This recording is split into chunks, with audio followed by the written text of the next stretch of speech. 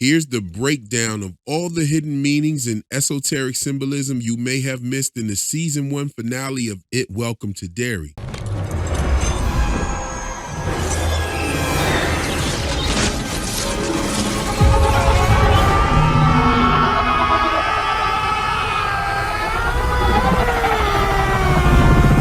Welcome to Real Enigmas and Theories. This video will contain spoilers for the entire season 1 of It Welcome to Derry. So without further ado, let's pull out those magnifying glasses and cook.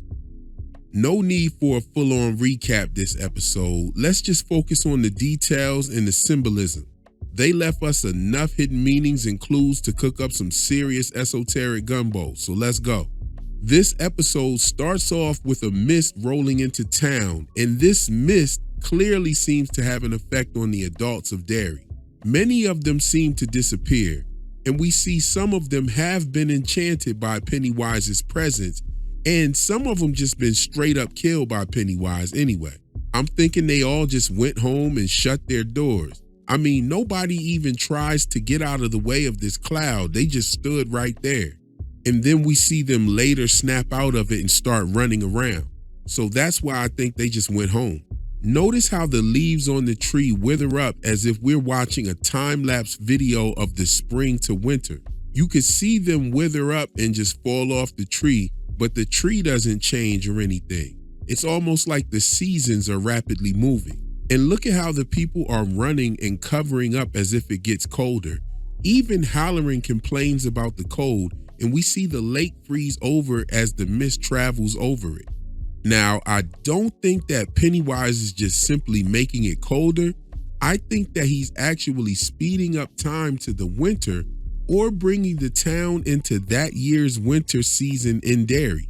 I don't see Pennywise having the power to make an entire town colder, but he does have the power of time and can bring that town into a wintry Maine where a river would freeze over. I'm gonna explain a little bit more about this later, but Pennywise pretty much reveals this as a possibility. This changes everything we know about it, and by the end of this video, this notion will be hard to unsee. Did you peep the runaway baby stroller with the baby crying inside? And did you peep the balloon by the hobby house and this creepy lady looking like Betty Ripsum? And if that is Betty Ripsum, then the time travel powered Pennywise is definitely a heavy development. And when we get to the high school, there's even more to back this up. So we see the mist reaching the high school, and we get a deliberate shot of the clock that shows us a time of around 1:10 p.m. And at the beginning, we saw the mist covering the town, coming from the direction of the hangout spot towards the Kneebolt house and the high school. And on the way, the mist passed right past the clock tower, showing us that the time was 11:25 a.m. And surely, judging by the speed of this mist and where it was coming from, it wouldn't take 2 hours to reach the school. Even when the kids go to the auditorium, it looks like nighttime outside.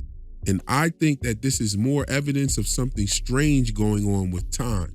2 deliberate shots of a clock for sure. I noticed that Pennywise told the older students that they could leave and the younger ones to stay and go to the auditorium. I also noticed the scale of Pennywise compared to the principal. I mean, look how tall he is. Very different from what we saw in the sewer. This looks more like what we saw with Sesky with her fighting that unholy priest. And yo, that kickback after Pennywise booted the principal's head out the window had me rolling. And then this little ta-da move after the dance. Yo, Bill Skarsgård was in his bag this episode for real. And speaking... The rest of us aren't seeing that shit. I mean, what makes her so different? The deadlights. So in It Chapter 1, when she had gotten taken by the deadlights with Pennywise, he was already showing her this dance right here. And I interpret this as him showing her the incident that actually happened at the high school. And we find out at the end that she also encountered a living Miss Kirsch at Juniper Hill, but she doesn't recognize this same woman from the hospital 26 years after her mom passed.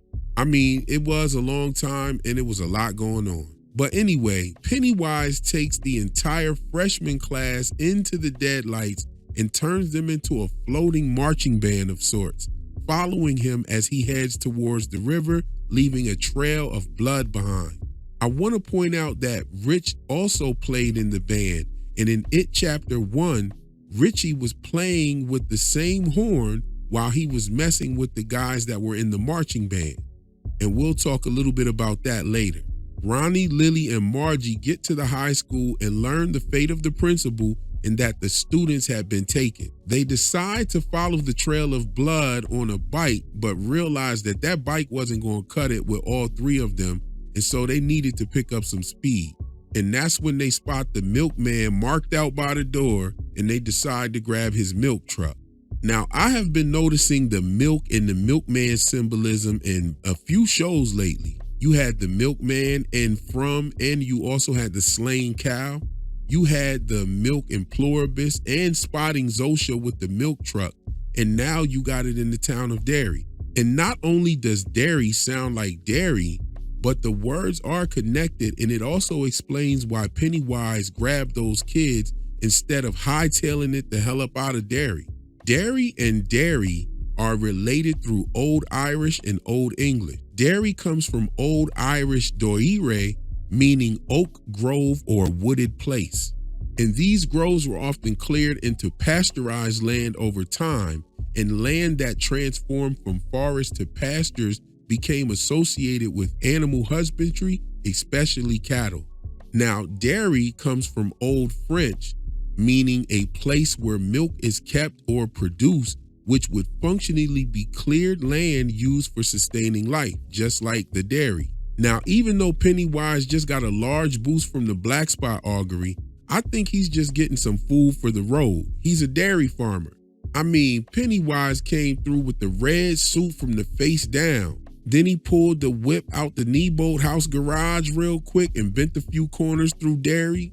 You know, with the red suit drip and the Winter Wonderland vibes right on time for the December finale. Just close enough to Christmas, you know what I mean? Now, all across ancient cultures, red clothing was a symbol for life force, authority, and ritual potency bound to blood, fire, the sun, and sacrifice. So wearing red back in the day was more like a signal of power rather than a decoration. So you have like Saint Nicholas of Myra appearing in the deep red or crimson, and those colors were tied to sacrifice, authority, and a blood oath within the church. You have Odin, who travels the sky during Yule, judging souls and stalking households, just like Santa. And he's depicted as an elder, bearded wanderer, sometimes cloaked in dark red, or he's got one eye that's shining red. This could be a connection to why the symbols on the pillars and the dagger kind of look like Norse runes.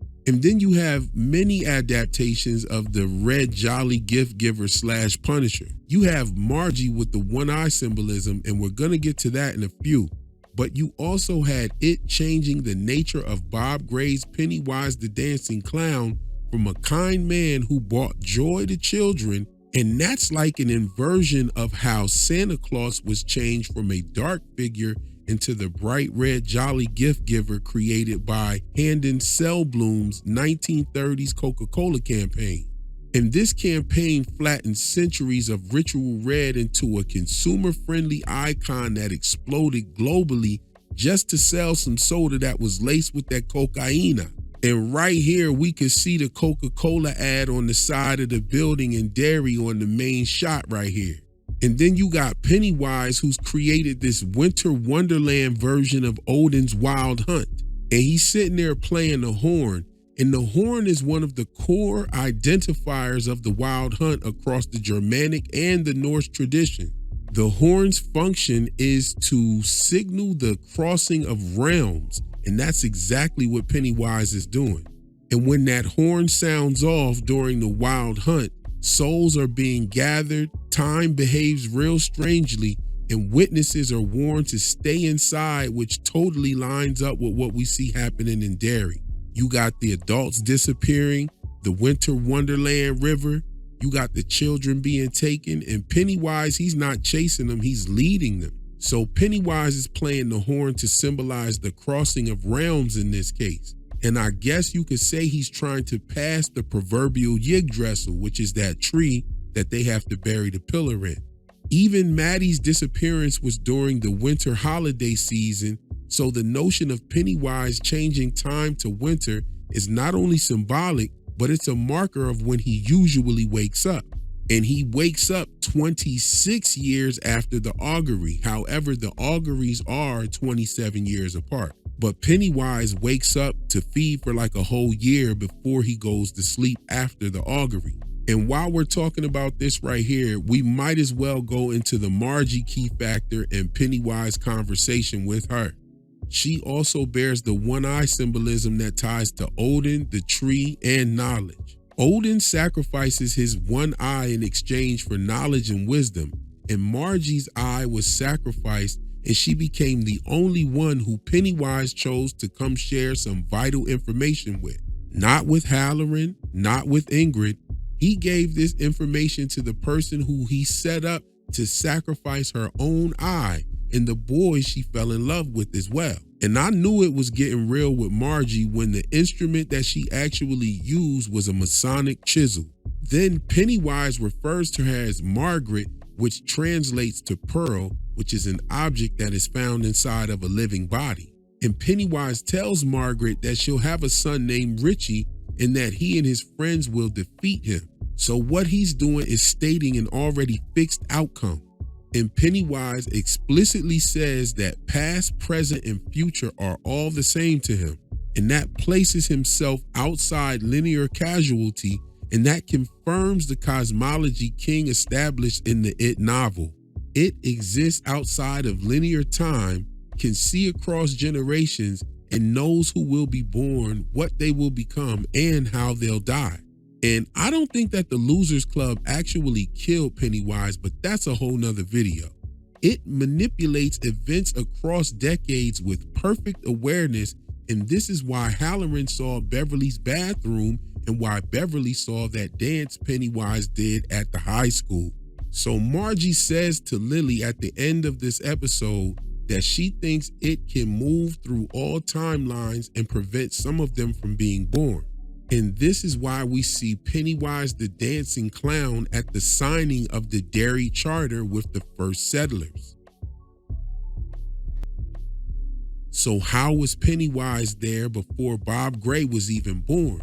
And this is also how a clown was spotted at the Derry logging riots. Pennywise has already jumped around and has probably created multiple timelines of these incidences. Now check this out. I think that It Welcome to Derry Season 1 is the first time Dick Halloran actually came into the timeline, because Pennywise had no idea of who he was.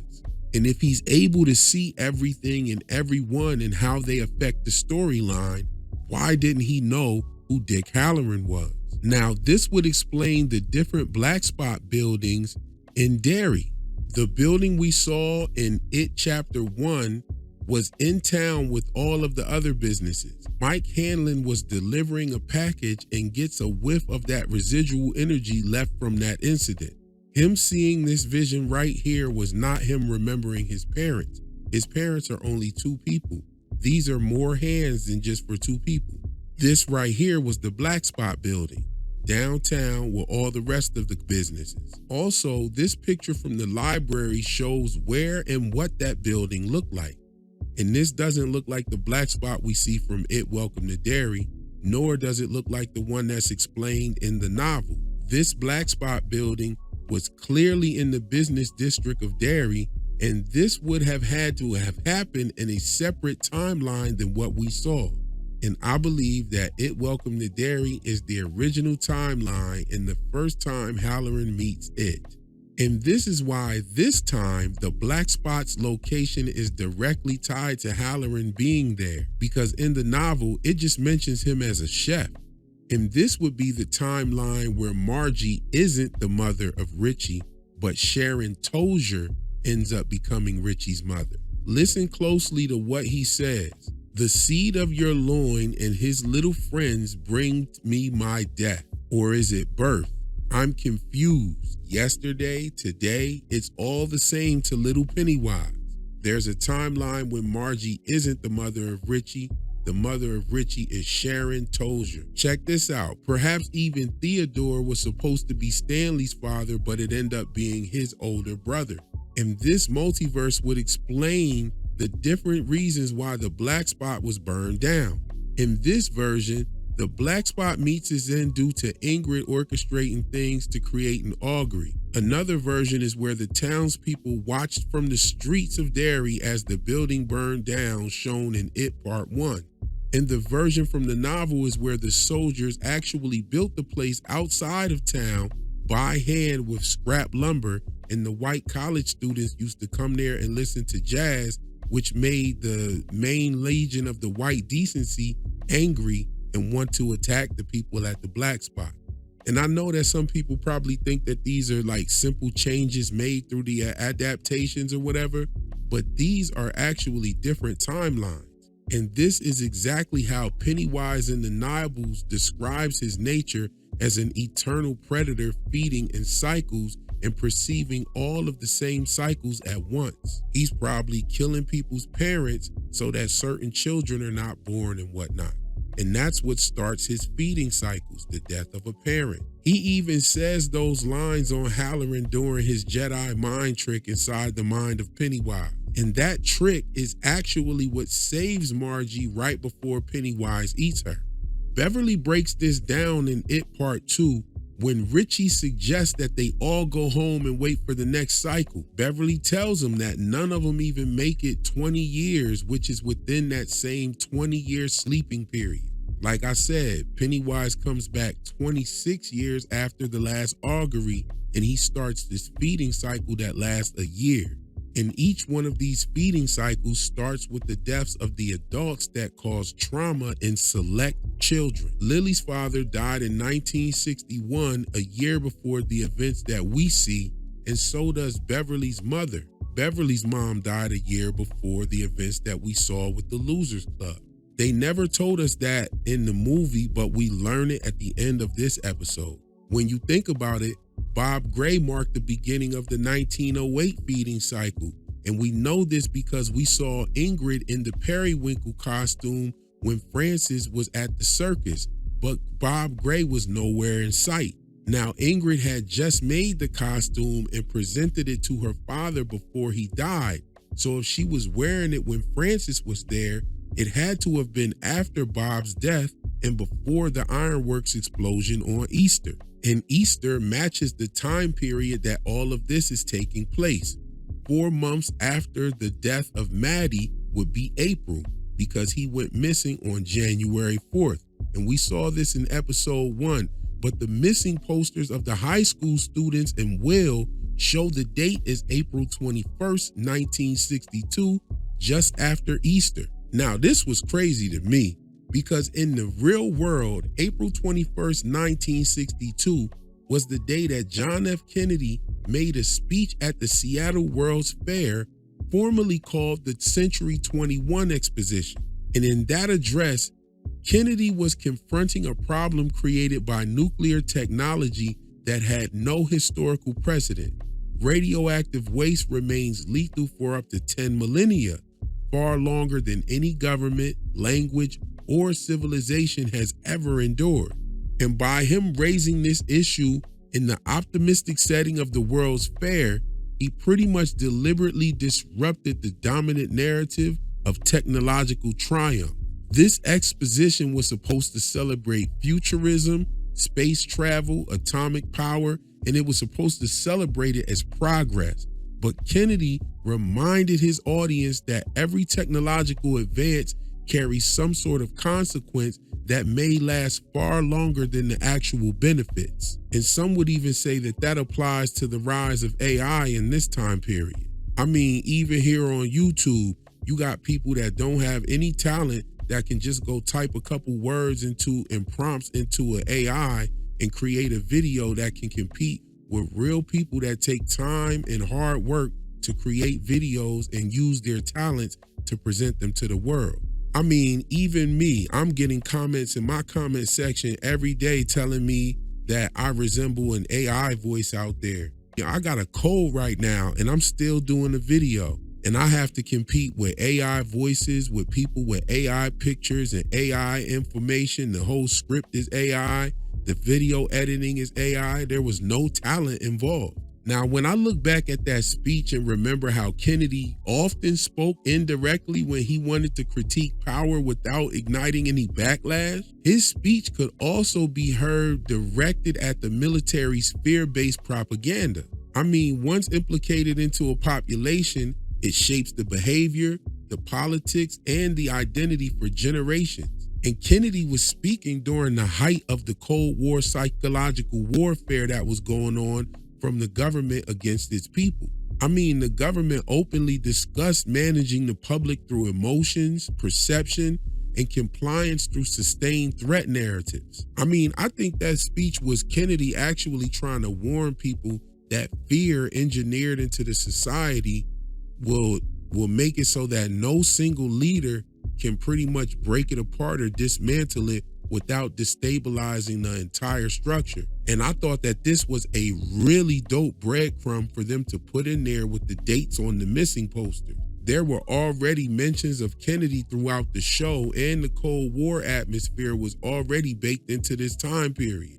So now let's talk about Rose handling the Maturin root and Halloran using his powers to perform the ritual of Chud without even knowing about it or being told about it. Now, in It Chapter 2, the so-called Maturin root is visually presented to us as something resembling turtle legs, and in the finale, it looked like dried up turtle legs. And we know that Maturin isn't an actual plant. We know that it is the name of the cosmic turtle who vomited our universe into existence according to King's lore.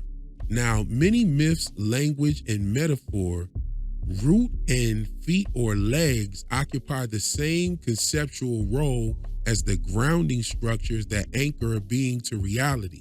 A tree's roots are pretty much its hidden feet under the dirt, and the turtle's legs are what connect it to the earth. And by depicting Maturin root as turtle legs, the story pretty much melts that metaphor into a single foundation of the cosmic turtle represented as a root. I mean, in the 2019 movie, I could have swore that bro was eating some turtle legs. Now, Halloran later having the ability to enter Pennywise's mind and re-anchor him or ground him in 1908 as Bob Gray at the circus completes that symbolic circuit that began with the Maturin root brew. It was almost like the turtle lending him the power. After being grounded by the legs of the turtle, Halloran gains the capacity to stand inside another consciousness without being swept away by it. Now, I know a lot of people are going to jump in the comments and say, Maturin wasn't turtle legs, it was a root. Yeah, I'm talking symbolically here. Anyway, he pretty much does the ritual of Chud, and Rose never mentions the ritual. Halloran gets the notion from Leroy from him remembering what Halloran did inside the airplane. Now, you gotta remember though, Halloran did this with the box closed, and now with that root, he's able to strengthen his abilities and even confronts it in his mind with his box open. And Halloran even confirms later that the root has pretty much cured him, and it helped him calm down all the noise that he was hearing from the box being open and the dead people walking around him. And seeing him perform that ritual without even having knowledge of it gives us a glimpse on how powerful Halloran actually is. And as I've stated before, we need that Halloran spinoff ASAP. As a matter of fact, that's what it should be titled, Halloran. 3 to 5 episodes of Halloran spinoff showing us the times leading up to the events of The Shining, and then showing us a little bit of his childhood through some flashbacks. Maybe even show us how powerful his grandmother was and him training him to control his powers. Maybe the first episode could even be him communicating with her without talking. Like, come on, yo, there's so much possibilities with this, and they could even use that to start connecting more of the stories like the Green Mile, Shawshank, even the Institute. And since the Institute's been greenlit for a season 2, maybe Halloran knew Annie from the Institute at some point. Who knows? I thought it was really dope to see how Leroy ended up with Rose's farm, and it explains how he went from this military career man to a shepherd, the Shepherd King. And when I saw Leroy fall out like this when he was taken in by the Deadlights, I immediately thought about the cross-legs Masonic effigies found on the medieval tombs. These cross-legs postures on these tomb effigies often implied someone that was aligned with the sacred or a royal service. And the name Leroy actually even holds up to this connection.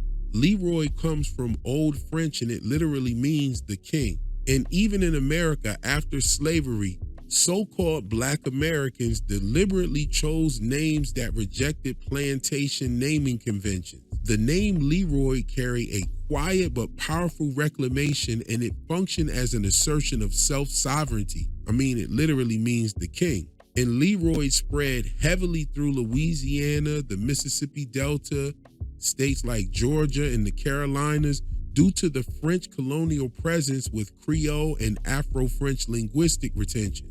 Now, Leroy and his family were from Shreveport, which at one time that entire land was under French rule. And the series even made a point to show the Afro-Creole roots with Will when his mother found him outside about to kiss Ronnie and she called him by his full name, and even more emphasis when Ronnie repeated it. William Dubois Hanlon? Get your disobedient behind in this car right now. Dubois? And Dubois is also a French name. I felt they kind of left the plot point a little bit with Leroy not having fear. I felt like they left it a little bit dry, but they did show us his fear in the sewers. And I believe that he was afraid of his wife's activism, but more so afraid of the trouble that it could get her into and the attention that it would draw to their family. And we know this because Pennywise used his fear against him in the sewers.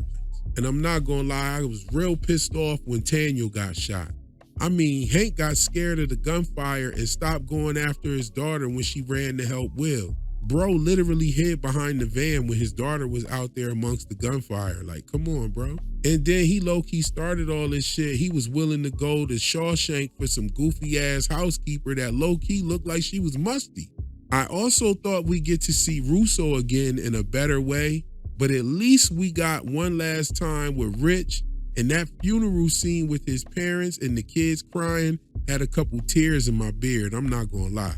I mean, I started hearing Gangster Lean in the background and shit. Nah, then Halloran Gangster leaning on the tree and telling Rich's parents that he's with them. Yeah, any parent, like, yeah, come on, you know that one touched you. If something wrong with you if that one didn't make you feel some type of way. I mean, I stood strong on episode 7 when Richie passed, but this one right here got me. And yo, I know that ride over to Rose's house with Halloran was long as hell. Halloran was like, your wife, Mrs. Charlotte's gonna slap the shit out of you when you tell her that Will's gone. What? What? You said we'd be safe here. You said we'd be safe here. You said. Then look at Rose's face when Charlotte slapped Leroy. You didn't need no shining abilities to feel that one. She slapped him harder than he slapped Will. Hank was like, damn. I mean, that pillar connection shot was dope. Pennywise turning into a giant young Wingstop, and all the forms from this series making their last appearance was perfect. They could have done some clips of Daniel's funeral during Richie's funeral with the natives and whatnot. Like, they could have like had some clips go to his funeral and back to Rich's funeral. You know what I'm saying? This episode didn't top episode 7, but I can say it was just as great in many different ways. And I think that season 1 of It Welcome to Derry is probably one of the greatest TV horror shows ever and one of the best Stephen King adaptations for sure. I mean, we had the young Wingstop from episode 1. Then you had Ronnie's mom popping up in episode 2 with Lily's dad in episode 2. All of that happened, and all of those 3 big scenes happened in just the first 2 episodes. Some of the scariest stuff on TV. Ronnie's scene with her mother was definitely one of the scariest scenes I've ever seen on a television show. not a television, not a horror product, period, but like a horror television show, I mean, that rivaled most of the stuff you've ever seen on American Horror Stories. I mean, this season, first season for this series is dope. Definitely a 10 out of 10 for me. So if you like this video and wouldn't mind helping the channel grow, tap that like, hype this video up, and do all that other dope YouTube stuff to spread the word. I'll see you in the comments. That's all for the video this evening. I'll catch you in the next one.